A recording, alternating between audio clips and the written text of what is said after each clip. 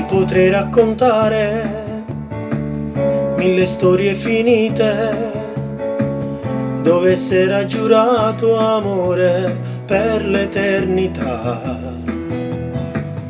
Ma è bastato uno sguardo nuovo per capire che sotto il cielo c'è qualcuno che ha voglia di carezze come te. Ti potrei raccontare che un amico sta male, ha un problema di cuore, puoi guarirlo solo tu. Ma mi sembra sleale, sono io che sto male, ho un bisogno vitale di restare qui con te.